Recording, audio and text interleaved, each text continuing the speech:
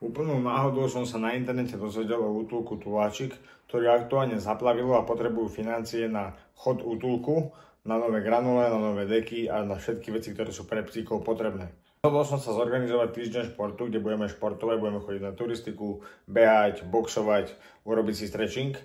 Každý, kto bude chcieť, môže podporiť útulok a hodiť nejaké peniaze do kasičky. Pevne verím, že sa nás pár ľudí zíde a niečo vyzbierame, aj keby to bolo 1 euro, stále je to miliónkrát viacej ako 0. Sme to posunuli kvôli mojej chorobe a mojim antibiotikám, ale verím, že tak či tak pár sa nás roženie, dobre si zašportujeme a vyzbierame niečo pre útulok.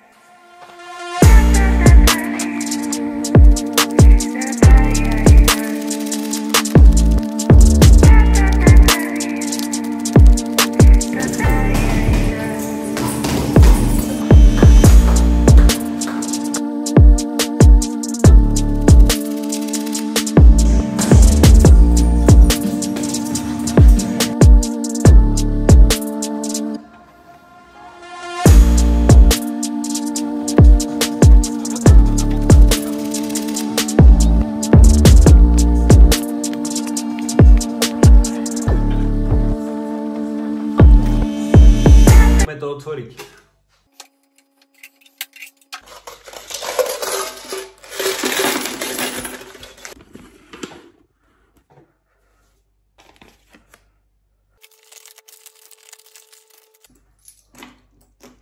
Vyzberali sme 329 eur aj 5 centov. Čo síce není žiadna fantázia, není to 3000 eur, ako sme vyzberali pre karanténnu stanicu v Malackách, ale vzhľadom na to, koľko ľudí bolo na dovolenkách a aká veľmi slabá účasť bola, z čoho som bol trošku sklamaný, tak si myslím, že 329 eur je úžasných.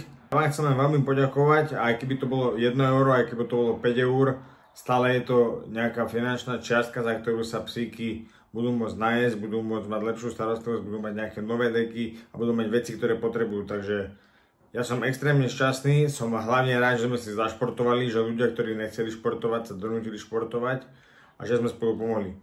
Veľmi pekne vám ďakujem a ešte raz ďakujem za každé 1 euro, ktoré ste nemuseli dať, ale dali ste. Čaute.